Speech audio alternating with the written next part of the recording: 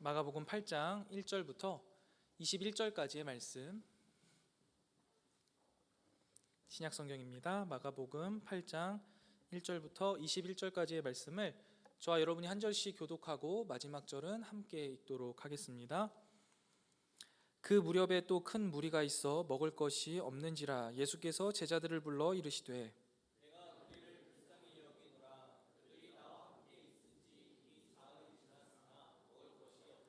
만일 내가 그들을 굶겨 집으로 보내면 길에서 기진하리라. 그 중에는 멀리서 온 사람들도 있느니라.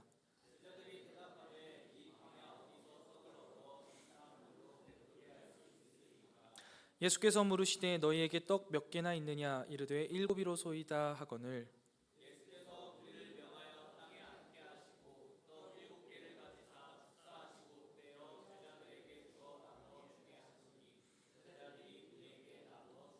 또 작은 생선 두어 마리가 있는지라 이에 축복하시고 명하사 이것도 나누어 주게 하시니 사람은 약 4천 명이었더라. 예수께서 그들을 흩어 보내시고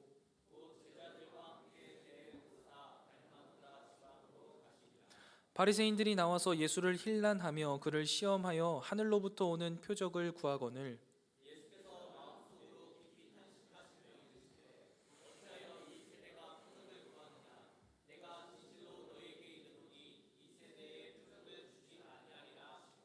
그들을 떠나 다시 배에 올라 건너편으로 가시니라.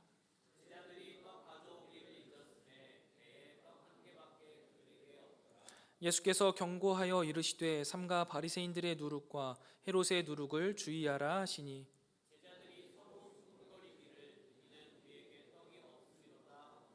예수께서 아시고 이르시되 너희가 어찌 떡이 없으므로 수군거리느냐 아직도 알지 못하며 깨닫지 못하느냐 너희 마음이 둔하냐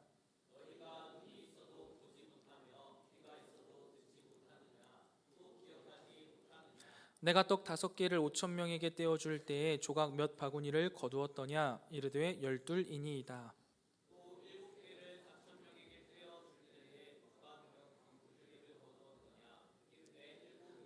함께 읽겠습니다. 이르시되 아직도 깨닫지 못하느냐 하시니라. 아멘.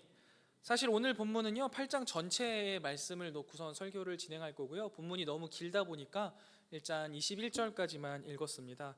말씀 묵상을 하면요 우리가 참 많은 유익들을 누리게 되는데요. 특별히 성경을요 전체를 볼 수 있으면서 큰 흐름을 통해서 새로운 맥락들과 또 새로운 중요한 것들을 보게 되는 경우입니다.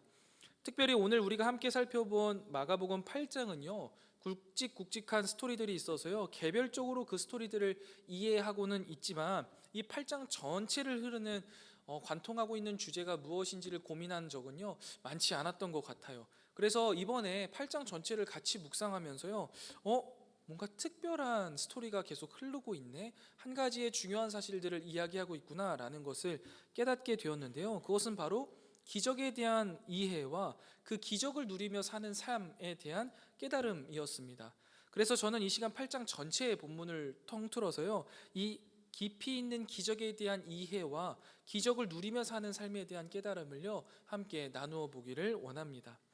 오늘 본문 스토리를 먼저 쭉 살펴보면요 예수님께서는 공생애를 시작한 이래 많은 지역을 찾아다니시고 많은 사람들을 만나면서 기적을 베푸셨습니다. 때로는 왕이신 하나님으로, 때로는 섬기는 종으로서 사람들을 만났죠. 특별히 오늘 본문의 시작에서는요 예수님을 따르는 무리와 함께 광야에 계셨습니다. 그곳에서 하나님 나라와 또 하나님 나라가 어떻게 이루어질지에 대해서 예수님께서 가르쳐 주셨던 것 같아요. 그렇게 한참을 배우고 나니까 이제 집에 가야 할 시간인데 식사 시간이 훌쩍 넘어간 거예요. 그래서 이들이 이제 돌아갈 때 그냥 굶겨서 돌려보내면 기진하겠다. 특별히 멀리서 온 사람들도 많이 있는데 아이들은 참 갈 수가 없겠다라는 생각을 하십니다. 그러면서 내가 이 무리를 불쌍히 여기노라 라는 그 마음을 표현하시고 제자들에게 이제 그 먹을 것이 얼마나 있느냐라고 물어보십니다. 그러니까 제자들이요 떡 7개밖에 없습니다 라고 말하죠. 그러니까 무리들을 땅에 앉게 하시고 떡 7을 들어서 축사, 기도하십니다. 그리고 제자들에게 이제 나누어 주게 하십니다. 사실 제자들은 오병이어 기적을 이미 경험했기 때문에 이 일이 가능하다라는 걸 알고 있었을 거예요. 그래서 그 떡 7개를 가지고 와서 나누어 주고 또 나누어 주는데 이 부족하지 않은 거죠. 그래서 많은 사람들 4천 명, 이게 남자 인구 수만 4천 명이지 사실 여자와 아이를 더하면 훨씬 더 많은 숫자일 텐데 그 수많은 사람들이 고작 떡 7개와 물고기 2어마리로 배불리 먹고요. 7광주리가 남는 놀라운 기적을 경험하게 됩니다. 그리고 이 사람들이 남은 것들은 이제 가지고 집으로 갔겠죠. 집으로 가서 야, 예수라는 사람을 내가 만났는데 진짜 하나님의 아들이더라. 정말 놀라운 가르침이 있었고 기적을 베풀더라. 야, 떡 7개로 4천 명이 넘는 사람들을 다 먹이고도 7광주리가 남더라. 이렇게 예수님의 기적에 대해서 이야기하게 되었겠죠. 그게 첫 번째 이제 칠병이어의 기적이고요. 그 후 바로 본문이 이어지는데 그게 뭐냐면 바리새인들이 이제 예루살렘에서 오게 됩니다. 사실 이 바리새인들은요, 처음에는 예수님이 메시아일 거라고 생각했던 것 같아요. 그래서 이 메시아라고 자칭, 메시아라고 말하는 예수님의 사역을 쫓아다니면서 이 사람이 어떤 일들을 하는지 아주 예의주시하고 있었습니다. 그런데 이들이 믿고 따르는 그들의 전통과 그들의 생각과 결이 다름을 발견해요. 그리고 나서는 생각하는 거죠. 아, 이 사람은 메시아가 아니다. 실제로는 메시아가 아니다가 아닌 거죠. 메시아가 아니어야만 한다라는 거예요. 본인들의 생각의 결과 달랐기 때문에 아니어야 하는 거예요. 그래서 아니어야만 하는 이유를 찾아내기 위해 이스라엘에서 사람들이 자꾸만 파견되는 거예요. 예수님이 계시는 그 지방으로 서기관들과 바리새인들이 파견되는 거죠. 그래서 예수가 하나님의 아들이 아니다, 메시아가 아니다라는 증거를 가져오게 했습니다. 그런 과정 가운데에서요, 똑같이 이 바리새인들이요, 예수님 앞에 나옵니다. 그리고 힐난하며 예수님을 시험하죠. 바리새인들이 하늘로부터 오는 표적을 좀 보여주십시오라고 이야기해요. 그런데 이 하늘로부터 오는 표적을 보여달라라는 것은 당신이 하나님의 아들 혹은 메시아라는 것을 당신이 직접 입증하세요라는 겁니다. 그들의 요청 속에는요, 선한 의도가 전혀 없는 거예요. 조롱하고 비난하고 시험하는 거죠.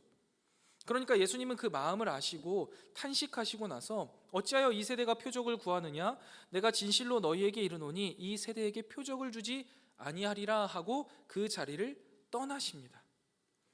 그렇게 떠나면서 이제 다른 지방으로 가려고 배를 타신 거예요. 그렇게 배를 타고 딱 보니까 제자들이요, 아, 실수했다, 빵을 하나밖에 안 챙겼네, 떡을 하나밖에 안 챙겼네, 이런 이제 생각이 드는 거죠. 그러면서 제자들 안에 큰 소동이 일어났어요. 야, 왜 우리는 맨날 이렇게 먹을 걸 못 챙기냐?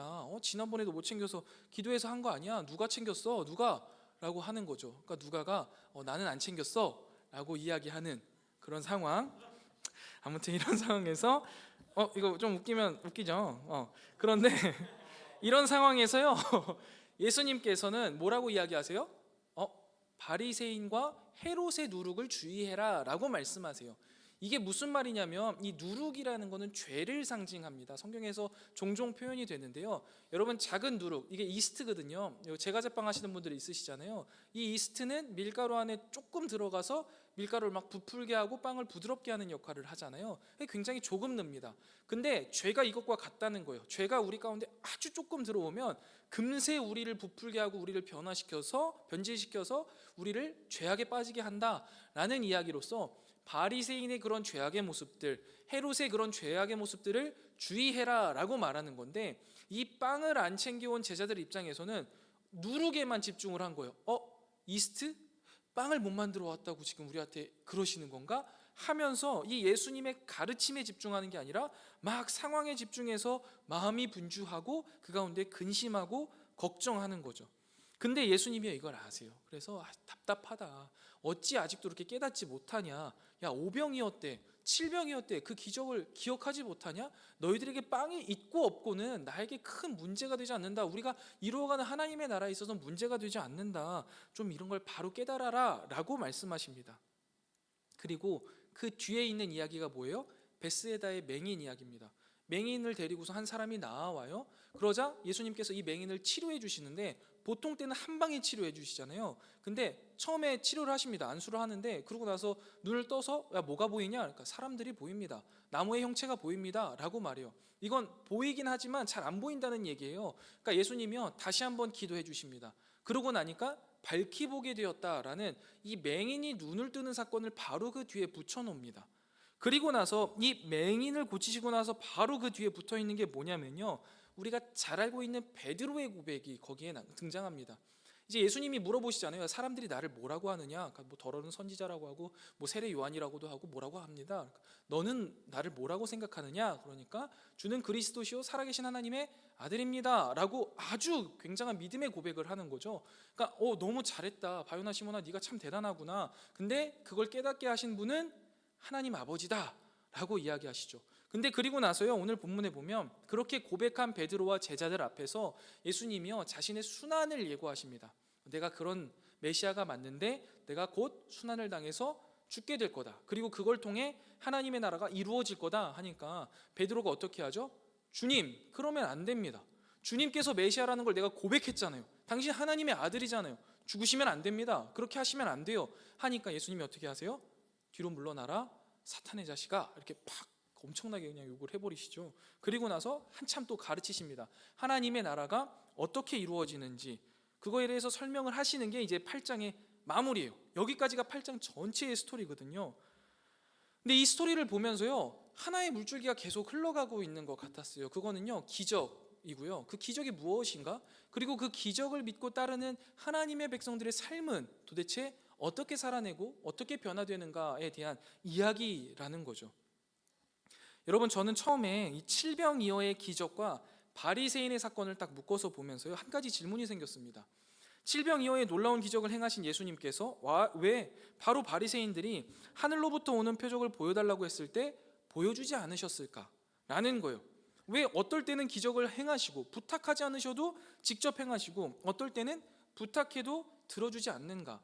라는 생각을 하게 되는 거예요. 그러면서 제 마음속에 나도 내 삶에 하나님의 기적이 있었으면 좋겠다. 그러니까 하나님이 어떻게 하면 기적을 베푸시고 어떻게 하면 기적을 베푸시지 않는지를 알고 하나님이 기적을 베푸시는 삶을 살아야겠다라는 생각을 하면서 이제 말씀을 계속 보는 거예요. 그런데 여러분, 한번 잘 생각해 보세요. 왜 하나님은 칠병이어 때는 기적을 직접 스스로가 행하시고 왜 바리새인들이 요구한 기적은 보여주지 않으셨을까요?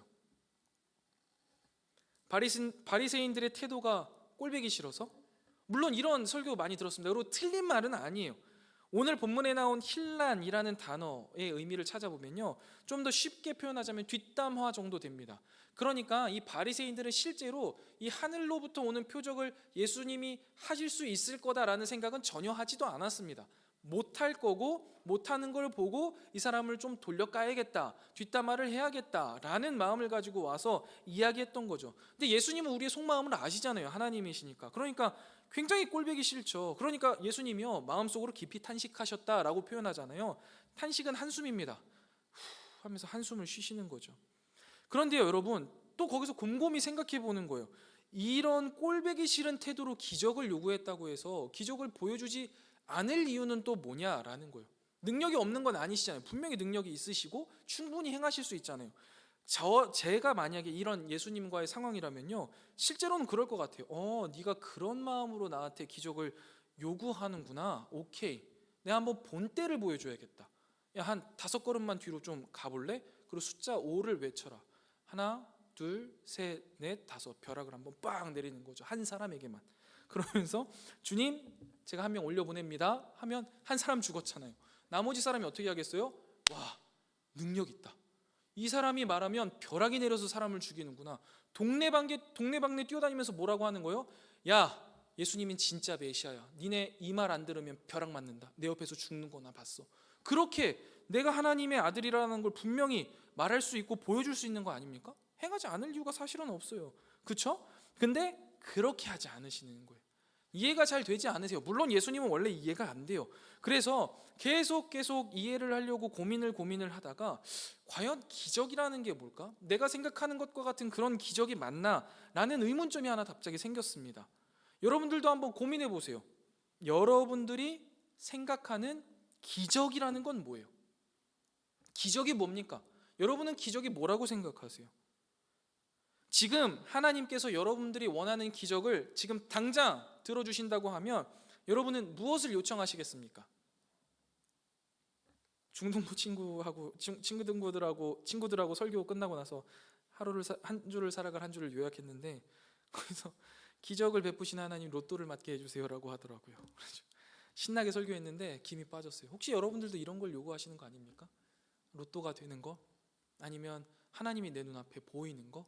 아니면 내가 지금 고민하고 있는 문제들에 대해서 하나님이 환영을 통해서 직접 딱 보여주시는 거, 뭔가 특별한 상황이 있는 거. 그런데요 여러분, 과연 그게 진짜 기적일까요? 그런데 기적이라는 걸요 사전에서 한번 찾아봤어요. 그런데 그 사전의 의미는요, 신에 의해서 행하졌다고 믿어지는 불가사의한 현상, 이것을 기적이라고 하더라고요. 이거는 신이 아니면 할 수 없는 불가사의한 일이야 하면 그걸 기적이라고 말하죠. 맞아요. 기적이라는 것을 보면요, 이거는 신에 의해서 행한 일이야, 이건 신이 아니면 할 수 없는 거야 라고 보여진다는 거예요. 그러니까 여러분, 떡 7개와 물고기 2마리로 4,000명 이상 먹이는 거 기적인 거예요. 인간이 할 수 있는 게 아니잖아요. 눈이 안 보이던 사람이 눈을 보게 되는 거 기적인 거죠. 그런데 여러분 생각해 보면요, 이거는요 어디까지나 인간의 관점에서의 기적을 설명할 때 이렇게 설명할 수 있습니다. 근데요 하나님 관점에서 본다면요, 이 기적은요 다른 게 아니에요. 신이 하는 모든 것, 하나님이 하시는 모든 것이 곧 기적인 거예요. 그렇기 때문에요 여러분, 우리가 성경을 통해서 아는 것처럼 하나님께서 하시는 일은 결국 무엇을 위한 거예요? 하나님의 나라를 이루어 가시는 것이에요. 하나님의 나라를 이루어 가시기 위해서 하나님이 행하시는 그 모든 행위를 우리는 곧 기적이다 라고 말할 수 있다라는 거죠. 그게 성경이 말하는 기적인 거예요, 하나님 입장에서. 다시 한번 잘 정리해 볼게요 여러분. 기적이라는 것은요, 우리 입장에서는 하나님이 하셨다고 믿어지는 불가사의한 현상일 수 있겠지만, 하나님의 입장에서는요, 당신이 행하시는 모든 것, 하나님의 나라를 위해서 행하시는 모든 것이 우리에게 기적이라는 거예요. 불가사의한 현상만 기적이라고 한다면 오병이어, 칠병이어의 사건, 바다 위를 걸어갔던 사건들만 기적이 될 수 있겠죠. 그런데 하나님의 나라를 이루어 가시는 하나님의 모든 행위를 우리가 기적이라고 한다면요, 오늘 아침에 해가 뜬 것도 기적이지요. 지금 내가 무엇인가를 열심히 하고 있지 않은데 내 왼쪽에서 뛰어주고 있는 심장도 기적입니다. 그리고 가장 큰 기적은 뭐예요? 이번 주에도 너무나 열심히 세상에서 살아내느냐고 하나님의 나라를 생각할 겨를도 없이 분주하게 살았던 우리가 이 자리에 나와 하나님 앞에 예배하고 있다라는 것이 그 무엇보다 큰 기적입니다. 그런 나를 위해서 예수 그리스도가 십자가에 달려 돌아가신 것이 가장 큰 기적인 거죠. 사람이라면 나 같은 사람을 위해서 십자가에 달려 죽겠냐고요. 나는 여전히 그분을 따라 자기 십자가를 지고 살아갈 의지가 전혀 없음에도 불구하고 나를 여전히 살게 하시고 나에게 여전히 사랑한다 말씀하시는 그 하나님의 고백, 그 하나님의 열심이 우리에게는 사실 가장 큰 기적입니다. 그렇기 때문에 이미 우리는요, 칠병이어를 경험했던 이스라엘 백성들보다, 불기둥과 구름기둥으로 그들을 인도했던 이스라엘 백성들보다 더 큰 기적을 매 순간 우리가 경험하고 있다라는 것임을 우리가 고백하고 믿을 수 있어야 돼요. 그런데 여러분, 저는 참 이것을 늦게 좀 깨달았습니다. 신학교 들어가고 보니까요, 동기들 중에요 엄청난 기적을 경험한 친구들이 참 많이 있었습니다. 아버지 어머니가 결혼하셔서 10년 이상 아이를 갖기 위해서 애를 썼지만 아이가 안 생기는 거예요. 그래서 병원에 갔더니 불임이라는 거예요. 그런데 이 두 분이 이제 목사님과 사모님이었던 거죠. 그래서 40일을 금식 기도하면서 자녀를 주시면 이 자녀를 주님 앞에 드리겠다고, 그 아이가 아직 생기지도 않았는데 사무엘이라는 이름을 붙여서 기도했던 그 기도가 응답이 되어서 태어났던 사무엘이 목사가 되겠다 하고 신학교에 왔다라는 이 스토리. 죽을 병에 걸려서 사경을 헤매다가 꿈속에서 하나님을 만났는데, 하나님 이 병만 고쳐주시고 저를 살게 해주시면 남은 인생 하나님 앞에 드리겠습니다 라고 고백했더니 그 죽을 병이 정말 나아서 나는 이제 선교사로 살겠다 고백하면서 와서 열심히 공부하고 있는 선교사 후보생. 이런 사람들을 보면요, 하나님이 진짜 놀라운 기적을 행하시는구나, 그리고 그 기적이 참 멋지다, 나도 저런 기적 받고 싶다, 나도 저런 기적 경험하고 싶다라는 생각을 하게 되었습니다. 저는 왜냐하면 그런 게 아니었어요. 그냥 하나님을 전하는 삶이 멋져 보이고 이 자리에 서 있는 게 좋아 보였어요. 그래서 그렇게 살고 싶어서 준비해서 신학교를 간 거죠. 부모님이 건강하게 낳아주셨고 보시는 바와 같이 건강 체질이라서 사경을 헤매거나 죽을 고비를 겪어본 적이 없습니다. 뭐 한 번도 하나님의 음성을 들어본 적이 없어요. 야, 내가 사랑한다 진영아, 뭐 나도 한 번도 버리지 않았어, 뭐 이런 이야기 들어본 적 없어요. 신학교에 갔더니 몇몇 친구들이 방언을 하더라고요. 기도하는데 옆에서 막 샬라샬라 해요. 되게 좋아 보였어요. 멋져 보였고 신비로워 보였습니다. 그래서 그걸 갖고 싶었어요. 그리고 기도 늘 했어요. 신학교 가서 하나님, 내 삶에 정말 놀라운 기적들 하나만 보여주세요. 나도 이것 정도는 좀 말할 게 있어야 되지 않겠습니까? 내가 나중에 학생부에 가서 내가 성도님들 앞에 가서 설교할 때 놀라운 기적 한 번쯤은 경험한 게 있어야지 목회자로서 좀 어깨가 쓰지 않겠습니까? 좀 경험하게 해주세요. 이왕이면 큰 걸로 뜨겁게, 뭐 이렇게 기도하는 거죠. 그런데요, 하나님 한 번도 경험하게 하지 않으시는 거예요. 방언을 너무 받고 싶어서요, 학교 뒷산에 가서 목이 터져라 기도했습니다. 뭐 이렇게 하면 된다, 저렇게 하면 된다, 선배들이 이야기하길 다 따라해봤어요. 하나도 안 돼요. 왜 내 삶에는 기적이 없는 걸까? 하나님은 나를 크게 사용하시지 않으려나 보다. 난 그냥 이 정도 그냥 선에서 사용되는 사람인가 보다 라는 생각을 하게 되다가 이 본문을 마주하게 되었어요. 그리고 기적에 대한 생각이 바뀌기 시작했습니다. 하나님이 하시는 모든 일이 기적이구나. 그렇다고 한다면 내가 숨 쉬는 것도 기적이고, 내가 하나님 앞에 너무 부끄러운 삶을 살아왔지만 그럼에도 불구하고 여전히 나를 하나님의 자녀 삼아 주시고 하나님을 공부하게 하시고 하나님의 길을 따라서 걸어가게 하시는 것, 그게 정말 큰 기적이구나. 오히려 건강하게 태어나게 하시고 죽을 위기 겪지 않게 하셨던 게 더 큰 기적이구나 라는 것을 깨닫게 되는 거예요. 애정하는 카리스 여러분, 오늘 말씀을 통해서요, 기적에 대한 우리의 생각이 좀 교정되었으면 좋겠습니다. 여전히 기적을 요구하고 계시는 분이 계시다면요, 기적이 무엇인지에 대해서 다시 한번 고민해 보세요. 기적은요, 하나님의 나라를 이루어가는 하나님께서 행하시는 모든 일을 우리는 기적이라고 해야 마땅합니다. 그리고 그 가운데 가장 놀라운 기적은요, 다름이 아니라 하나님의 아들 예수 그리스도를 못 박은 우리를 그 하나님께서 사랑하신다라는 거예요. 그리고 여전히 우리 삶 가운데 단 하루도 하나님을 제대로 섬겨가지 못하는 우리를 사랑하셔서 매 주일 주님 앞에 불러주시고 하나님의 말씀으로 우리를 양육하시고 키워가시는 그 하나님의 열심이 우리의 삶 속에 가장 큰 기적이라는 것을 고백할 수 있고, 그 고백되는 삶을 살아낼 수 있는 저와 여러분이 되시기를 주님의 이름으로 축원드립니다. 이것이 우리가 가져야 할 바른 기적에 대한 생각일 겁니다. 그렇다면 여러분, 여기서 조금 더 나아가 봅시다. 하늘로부터 오는 표적을 보여달라라는 이 바리새인들은요, 그렇다면 정말 기적을 경험하지 못한 것일까요? 아닐 겁니다. 왜요? 여러분, 기적이 뭐라고요? 하나님이 행하시는 모든 일이 곧 기적입니다. 예수님께서 행하시는 모든 일이 곧 기적이에요. 하나님이신 예수님께서 하늘로부터 오는 표적을 보여달라는 바리새인들에게 아무것도 안 하신 게 아니잖아요. 뭘 하셨습니까? 안 보여줄 거야. 거절하셨죠. 그거 아니야, 필요 없어, 말씀하신 거예요. 기적인 거예요. 여러분, 거절이요, 하나님의 행하심이에요. 그러면 거절은 곧 뭐예요? 기적이에요. 거절도 기적이라고요. 근데 우리는 뭐라고 생각하냐면, 기적이라는 건 내가 생각한 것과 같은 방향과 같은 결대로 하나님이 뭔가 불가사의하고 대단한 일을 행하실 때만 그게 기적이라고 생각하는 거예요.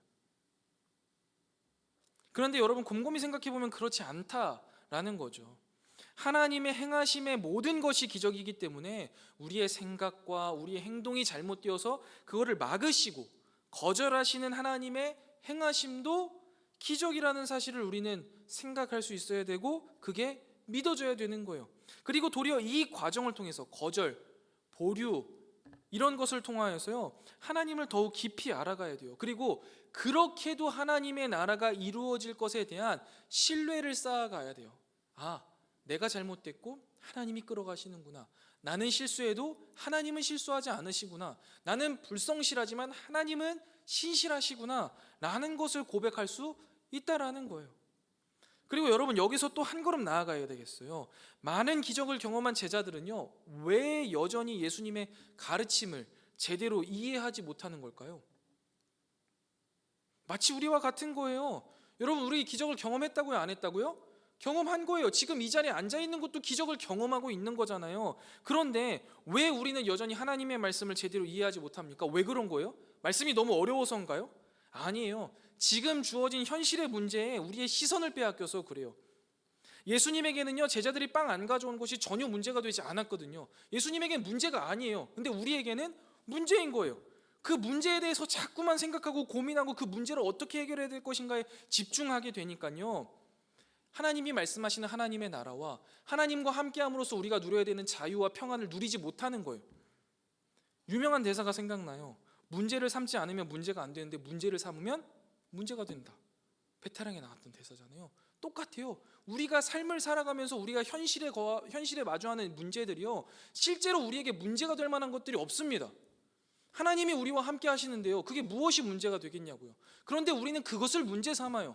그리고 그 문제를 자꾸만 긁어 부스럼을 만들고 거기에 집중해서 하나님보다 문제가 더 큰 양, 두려움과 걱정에 쌓여서 하나님이 말씀하시는 의도를 완전 곡해하고 하나님의 말씀이 너무나 어렵다 말하면서 내가 생각하는 방향과 내가 생각하는 방식으로서 무언가가 해결돼야지만 내 마음이 깨끗해지고 내 마음이 좀 평안함을 얻겠다라고 이야기하는 거예요.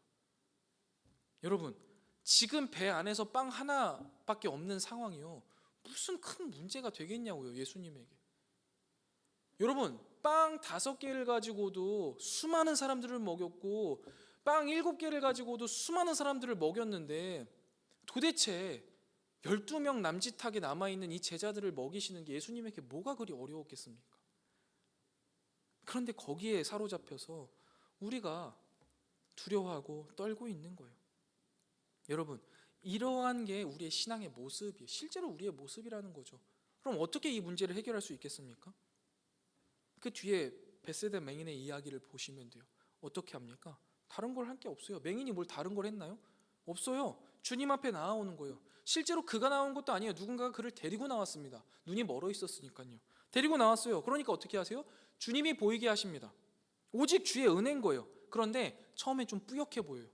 여러분, 이게 전 좀 되게 특이하다고 생각했어요. 한 번에 그냥 보여주셨다, 그냥 이렇게 하면 되잖아요. 이게 뭔 큰 의미가 있겠냐고. 2번에 거쳐서 이제 치료해 주신 게요. 근데 이게 우리의 믿음의 삶이라는 걸 보여주고 계신 것 같아요. 하나님께서 우리에게요, 믿음을 주십니다. 그런데 우리의 눈이요, 그래서 대략적으로 보여요. 아, 이게 하나님의 나라구나, 하나님 나와 함께 하시는구나. 근데 어떻게 보이는 거예요? 그냥 사람 대충 형태하고 나무 대충 형태가 보여. 뿌옇고요, 잘 안 보이는 거예요. 그런 삶을 우리가 살아가고 있어요. 그럼 또 어떻게 해요? 야, 잘 보이냐? 안 보입니다. 그럼 다시 한번 기도하자. 그러니까 어떻게 돼요? 잘 보이게 되는 거죠. 이것과 같은 모습을 조금 다른 형태로 보여준 게 베드로의 고백인 것 같아요.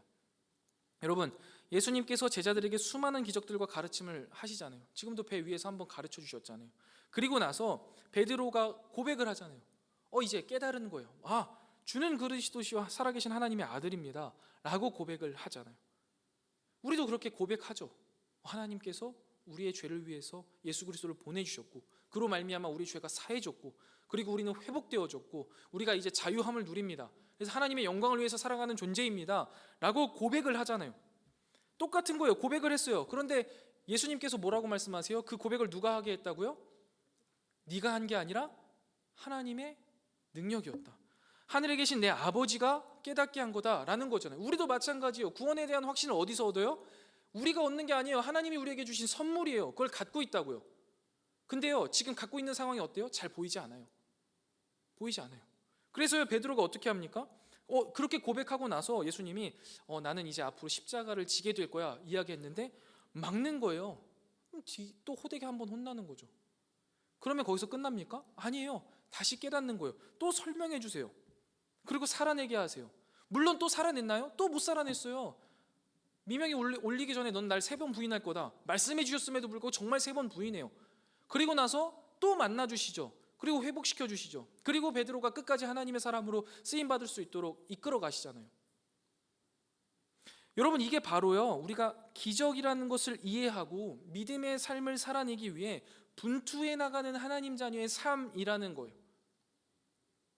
우리가 뭔가를 하는 건 아니에요. 하나님이 우리에게 오셔서 하나님의 나라를 보여주세요. 설명해 주세요. 우린 잘 몰라요. 현실의 문제에 때로는 오해하고 살아갑니다. 그래서 분명히 예수님과 함께해서 근심 걱정할 이유가 없는데도 맨날 지질이 궁상으로 근심하고 걱정하면서 살아갈 때도 있어요. 그럼 하나님이 어떻게 하세요? 가르쳐 주세요. 때로는 혼내주세요. 때로는 사탄의 자식이라고 막 마음 아픈 소리까지 하해 가시는 거예요. 그런데 결국 그렇게 해서 어떻게 하시는 거예요? 하나님의 자녀로서 살아가게 하시는 거예요.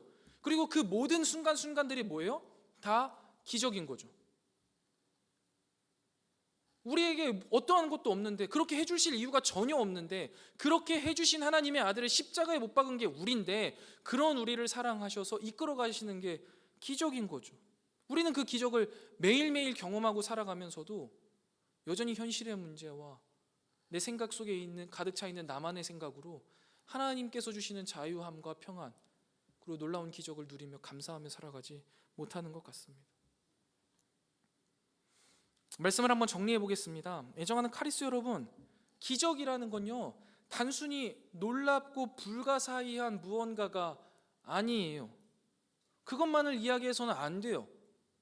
그러면 너무나 메마른 삶을 살아가게 되는 거예요. 기적 하나 없는 삶이죠.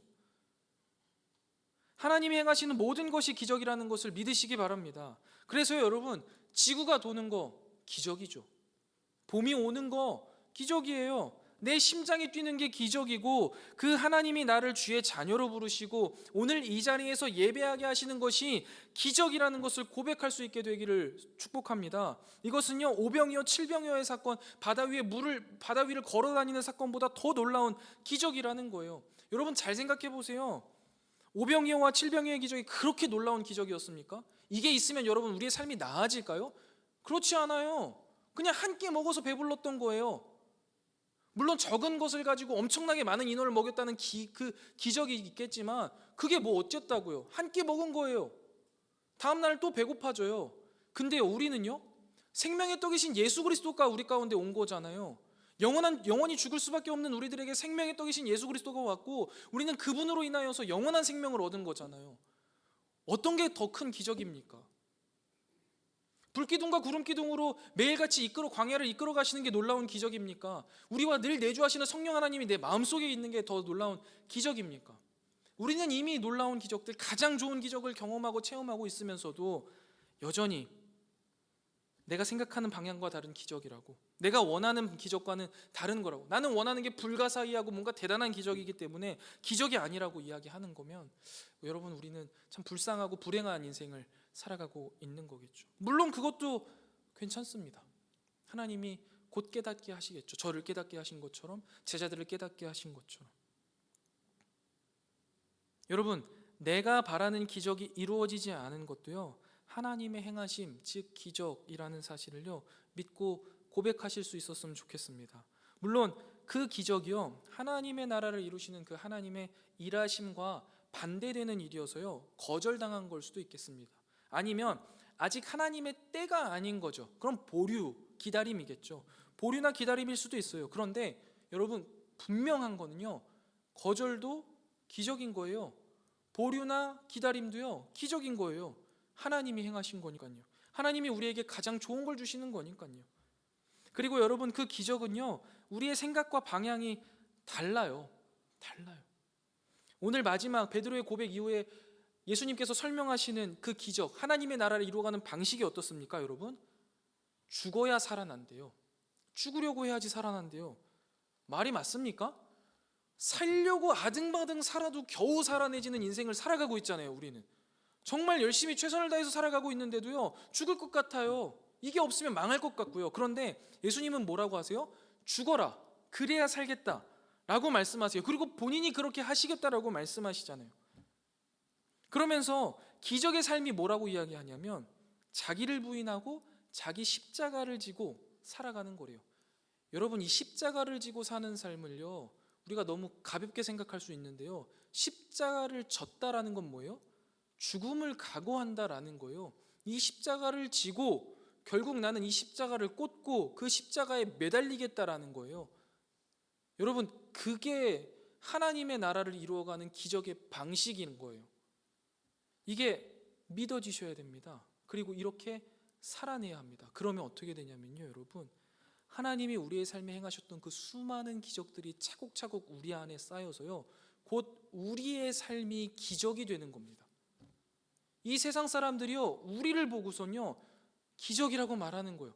하나님의 행하심이라고 말하는 거예요. 그게 곧 뭐예요? 하나님의 나라를 이루어가는 사람들의 삶이라는 거죠. 애정하는 카리스 여러분, 한번 우리의 인생을 천천히 되돌아보시길 원합니다. 그동안 우리의 삶을 되돌아보면 지금까지도 하나님의 놀라운 기적으로 가득합니다. 나를 구원하신 하나님의 놀라우신 구원의 기적, 작은 일상 속에 나를 여기까지 이끌어 오셨던 하나님의 그 친절하심과 그 섭리, 여러분 이것들을 기억한다면 감사하지 않을 수 있겠습니까? 그리고 거절의 기적, 기다림의 기적 모두를 감사하셔야 돼요. 그리고 우리 스스로가 하나님의 나라를 이루어 가시는 하나님의 방식으로서 살아내는 우리 삶이 기적으로 드러나는 이 믿음의 삶을 살아낼 수 있는 우리 카리스 공동체 여러분들 다 되시기를 주님의 이름으로 축원드립니다. 이것이요 우리가 기적을 누리고 그 가운데 참된 행복과 만족을 누리는 삶일 겁니다. 우리 이 시간 함께 찬양 부르신 후에, 우리 주의 나라 찬양 부르신 후에 말씀을 생각하면서 함께 기도하도록 하겠습니다.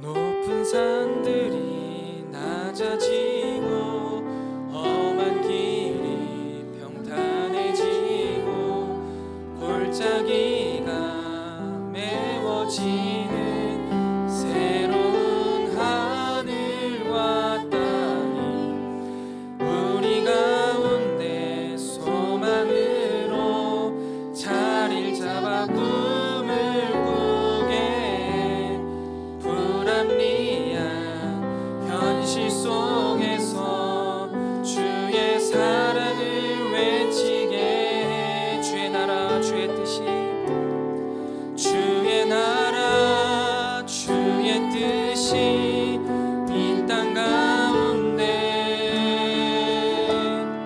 이루어지리.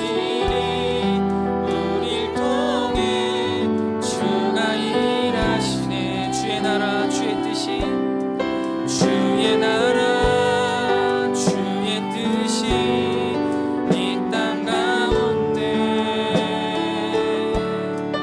이루어지리. 우릴 통해 주가 일하시네. 우리 이 시간 함께 기도하실 때 하나님께서 이루어 가시는 그 하나님의 나라를 이루는 방식, 그것을 우리는 기적이라고 부릅니다. 그래서 주님, 우리 삶 속에 하나님이 행하신 놀라우신 기적들을 바라보니 감사하지 않을 수 없고, 또한 우리의 삶이 하나님께서 행하시는 기적이 되기를 원합니다. 때로는 하나님이 우리의 생각과 마음 뜻대로 기적을 행하실 때도 있지만 거절하시고 보류하실 때라도 우리가 그것을 기적이라고 고백하며 주님을 신뢰함으로 나아가게 하여 주시옵소서. 그리고 주님께서 이루시는 하나님의 나라의 방식대로 우리가 우리 삶 속에 우리의 십자가를 메고 나아가는 기적으로서 이 세상에 하나님의 나라를 이루어가는 우리 모든 카리스 공동체 되게 해달라고 우리 시간 한 목소리로 기도하며 나아가도록 하겠습니다. 기도하겠습니다. 하나님 아버지 감사합니다. 오늘도 주님께서 우리를 불러주시고 아버지 하나님 앞에 예배하게 하시는 놀라운 역사와 기적을 베풀어 주심에 주님 진심으로 감사합니다. 아버지 하나님, 우리가 일주일의 삶을 살아가면서 최선을 다해 분투했지만 하나님 앞에 내세울 것 하나 없고 여전히 죄악된 인간으로서 아버지 하나님을 십자가에 못 박았던 일주일임에도 불구하고 그 하나님이 우리를 사랑하셔서 여전히 이곳 가운데 다시금 불러주시니 참으로 감사합니다.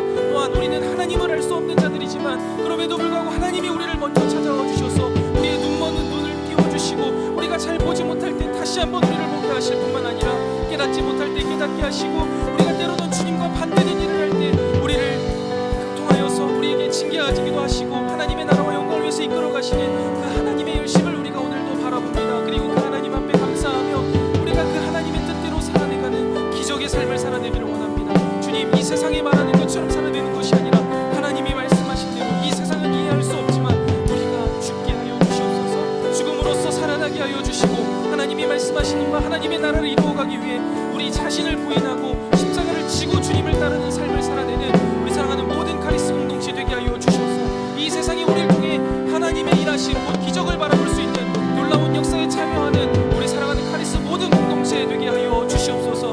우리가 이 일들을 위하여서 기도하며 나아갑니다. 주님 앞에 우리의 무릎을 꿇습니다. 아버지 하나님, 크심을 우리에게 더욱더 밝히 안내해 주시옵소서.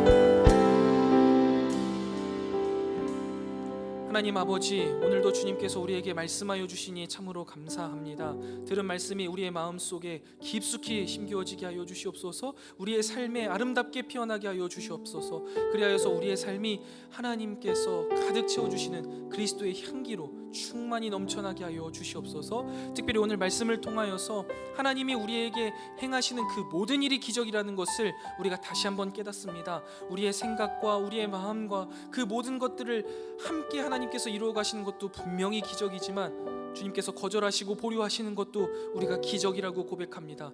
또한 그 기적을 바라보고 살아가는 삶 속에 때론 연약하여서 걱정하고 그 가운데 좌절하고 낭망할 때가 있고, 또한 하나님의 일을 그르칠 때가 있지만 우리를 포기하지 않으시고 끝까지 가르치시고 인내하시고 이끌어 가시는 하나님의 열심을 다시 한번 보오니, 그 하나님의 기적을 보오니 우리의 마음에 참 평안과 위로를 얻습니다.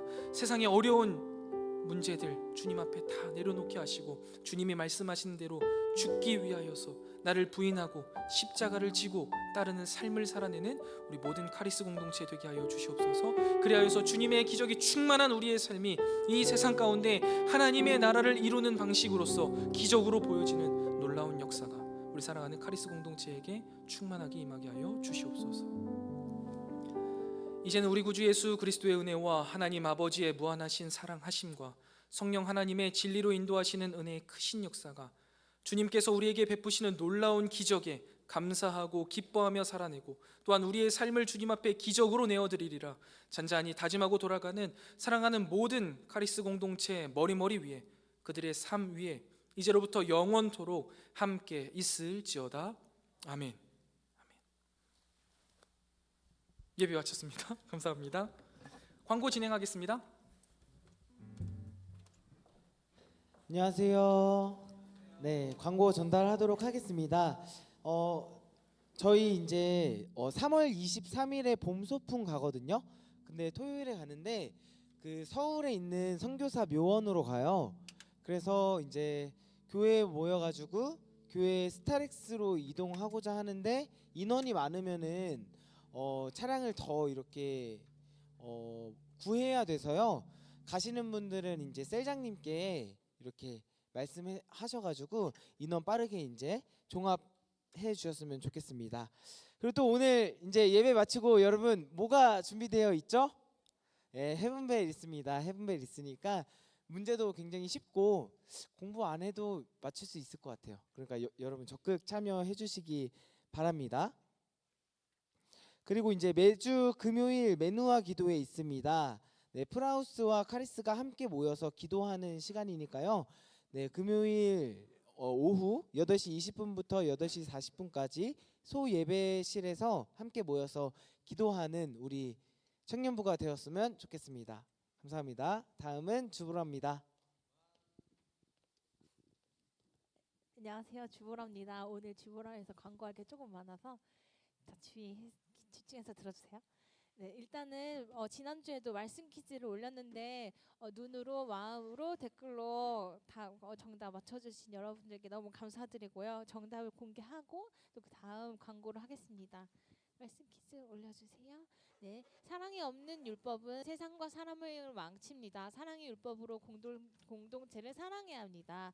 또 기적은 믿음을 만들어내지 못합니다. 믿음으로부터 기적이 발생됩니다. 한 주간의 말씀을 묵상하며 하나님을 믿고 의지하여 나에게 이루시는 기적을 기대하는 카리스가 되게 소망합니다.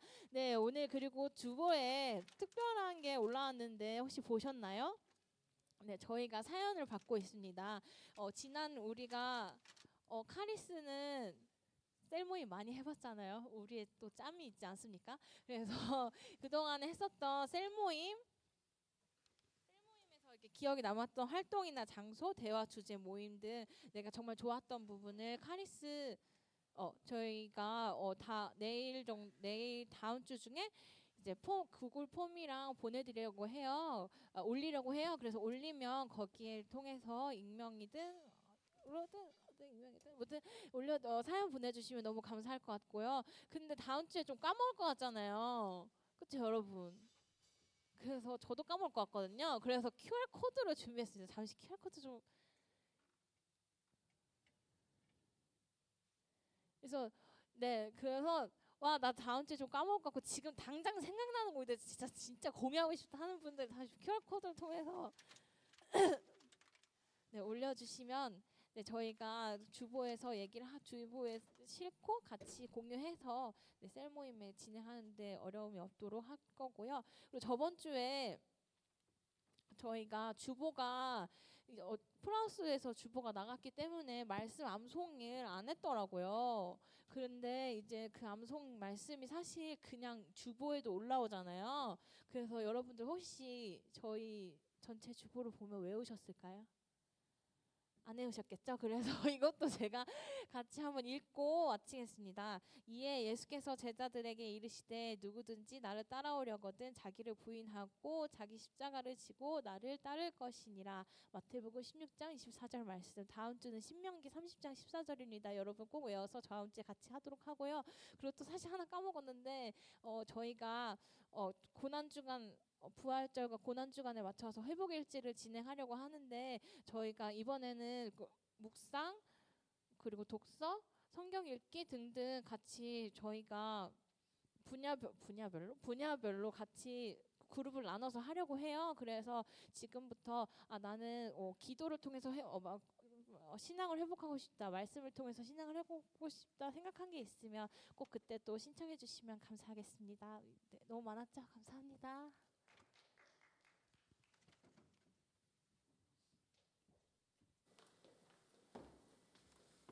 네, 혹시 더 광고하실 사항 있으실까요? 여러분 양화진이나 교회 행사는 다 마찬가지입니다. 여러분 참여할 수 있으면 참여하는 게 아니라 참여하는 거고요. 특별한 사유가 있으면 못 하는 겁니다. 아시겠죠? 뭐 할까 말까 고민하지 마시고 하는 거고 어쩔 수 없으면 못 하는 거고 그렇게 좀 개념을 잡아주시면 감사하겠습니다. 그리고 네, 양화진 선교사 묘원 정말 은혜가 가득합니다. 한 번씩 안 가보신 분들은 꼭 같이 갔으면 좋겠고요. 네, 우리 그러면 헤븐벨 바로 진행하도록 하겠습니다. 네, 여러분 따로 이제 뭐 볼펜이나 이런 건 없고요. 자기 핸드폰에 이렇게 하시면 됩니다. 그래서 자기가 양심에 맡깁니다. 네. 헤븐벨 PPT 준비되면은 띄워주세요.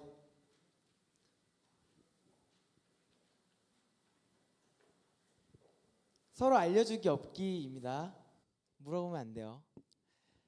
자, 여러분, 이제 헤븐벨 진행하도록 하겠습니다. 문제가 별로 안 돼요. 몇 개 없고 또 이제 OX가 많아가지고 빨리 끝나니까요. 집중 빡 해주세요. 자, 진행하도록 하겠습니다. 넘겨주세요. 자, 1번 출애굽 1세대가 광야에 들어가지 못하게 된 이후 이스라엘 백성들이 광야에서 보낸 시간은 38년이다. OX입니다. OX. 자, OX. 1세대가 광야에 들어가지 못하게 된 이후에 이스라엘 백성들이 광야에서 보낸 시간은 38년이다. OX 준비됐나요? 네. 공개합니다. 하나, 둘, 셋. 정답은 O입니다. 네. 다음 문제.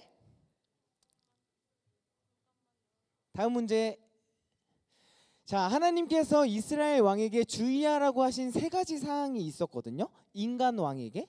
자, 무엇일까요? 자, 세 가지 사항 중에 죄송해요. 틀린 것 하나 고르는 거예요. 세 가지가 있었는데. 자, 첫 번째, 병마를 많이 두지 말 것. 두 번째, 은금을 많이 쌓지 말 것. 세 번째, 아내를 많이 두지 말 것.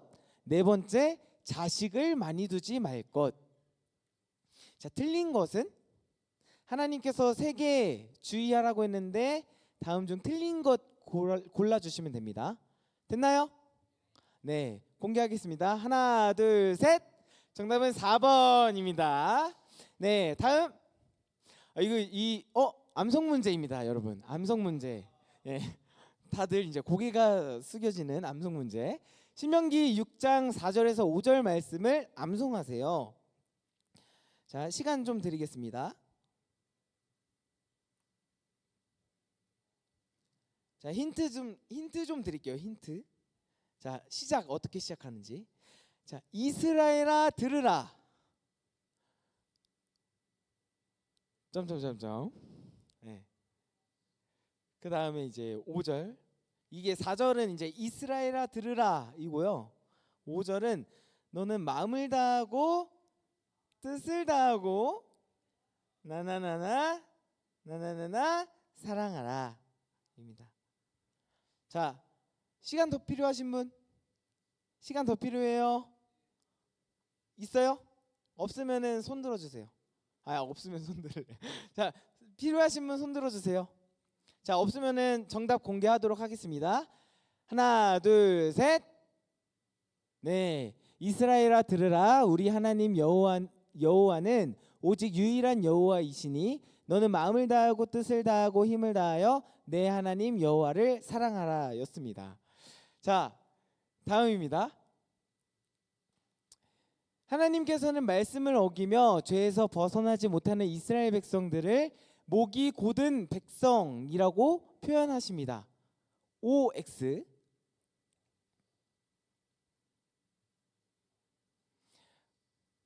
자, 공개합니다. 하나, 둘, 셋. 정답은 O입니다. 자, 다음. 하나님께서 인간에게 계명을 주신 이유가 무엇일까요? 자, A는 하나님과 이웃을 사랑하도록 하기 위함이다. 자, B는 사람이 율법을 잘 지킴으로써 구원을 얻도록 하셨다. 자, 계명을 주신 이유가 두 가지 중 하나인데 무엇인지 선택해 주시면 됩니다. 하나님과 이웃을 사랑하도록 하기 위함, 율법을 지킴으로 계명을 잘 지킴으로써 구원을 얻도록 하기 위함. 자, 정답 공개하겠습니다. 하나, 둘, 셋. 정답은 A입니다. 네, 하나님 사랑, 이웃 사랑. 다음입니다. 자, 2월의 새 찬양은 팀록 워십의 주를 찾는 모든 자들이다. 2월의 새 찬양, 팀록 워십의 주를 찾는 모든 자들이이다. 자, OX입니다. 알겠죠? OX입니다. 우리 많이 불렀죠. 주를 찾는 모든 자들이 후 하면서. 네. 자, 됐죠?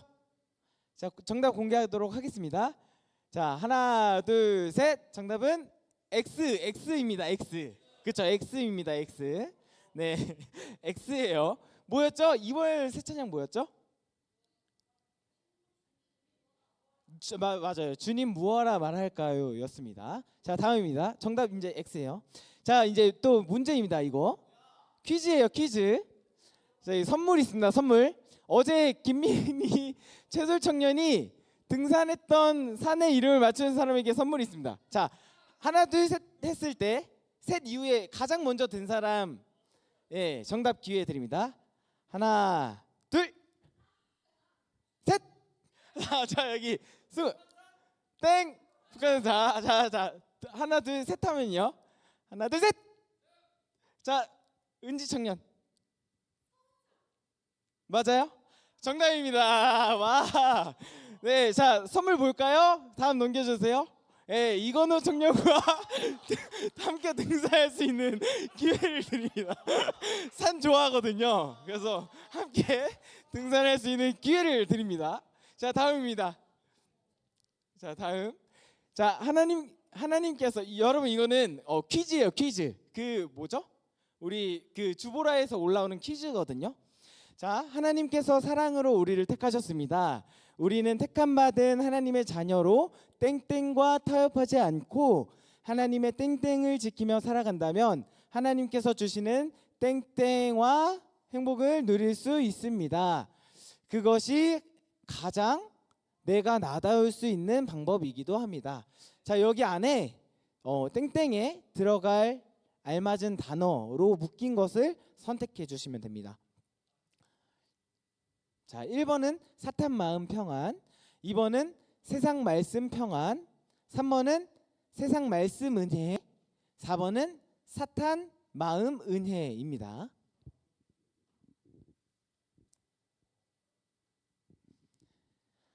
자, 시간이 더 필요하신 분? 자, 없으면 공개하도록 하겠습니다. 자, 하나, 둘, 셋. 정답은 넘겨주세요. 정답은 2번. 세상 말씀 평안입니다. 평안. 그러게요. 평안. 왜요? 네, 넘어가겠습니다. 다음. 끝났습니다, 여러분. 저 다 맞았어요. 손. 와! 자, 한 분 계시네요, 한 분. 자, 저 2개 틀렸어요, 손. 하나. 좀 많네요. 잠시만. 자, 다 맞은 사람. 다 맞은 사람 있어요, 혹시? 네, 암송 포함이에요, 암송 포함. 자, 다 맞으신 분 없죠? 하나 틀렸다. 하나. 네. 자, 그러면은 이제 1등. 자, 그리고 2개 틀렸다. 등산. 그건 아니에요. 그거는 추가 퀴즈고. 2개 틀리신 분들은 셀장님한테 말씀해 주세요. 아셨죠? 네. 됐습니다. 해븐배 마쳤고요. 여러분 셀 모임하러 이동하도록 하겠습니다. 감사합니다.